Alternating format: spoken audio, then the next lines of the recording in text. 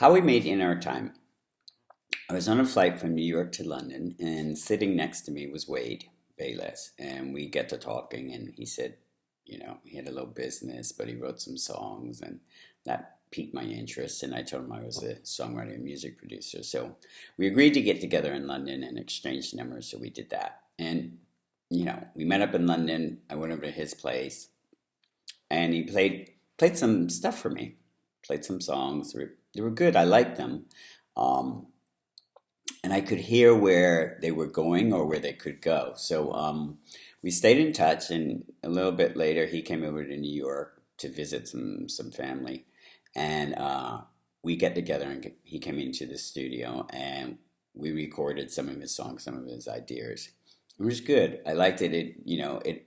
The songs had developed some more. So around this time, I started working with Tom Noble. He was doing an album, and the guys at his label asked me to write some songs for him. So he sent him the tracks I wrote. Chip and I wrote those songs, and he came over to the studio, and Alice Russell came over too because he wanted Alice, and I knew Alice because I'd done a song for Basamba. So they came over to my place. We recorded everything, and that was great.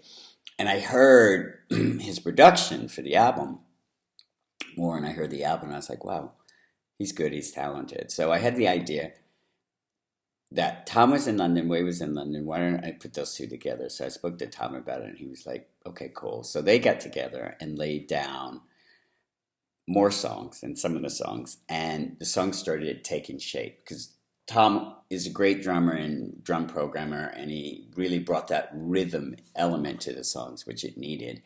And it just helped give the songs more structure. So Wade did vocals on them. I loved what I heard, and I asked Tom to send over the stems. He sent me the stems. I started listening to them, and I just thought something's missing here.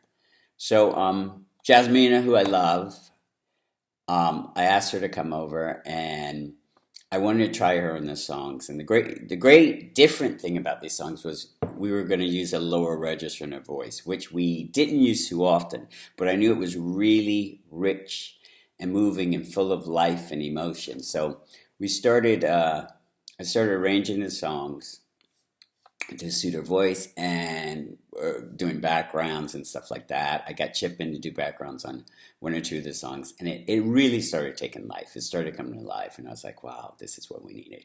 So I got that done, and then I asked my friend Cody if he would mix the songs. So he mixed the songs and sent me over the pre-masters, and they were good. They were raw and full of feeling and emotion, and a little demo-y, but just like basic, and they had something. So that's it. So the project kind of sat for a while, and then one day Cody gave me a call, and he said, hey, I'm in the gym, and I was like working out, and these songs came on in my iPod, and he's like, we should mix and master and get these out.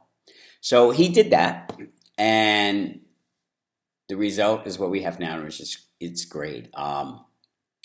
Cody's an incredible engineer, producer, songwriter. I mean, he does everything himself, and he just took what we had and just gave it that like special thing it needed.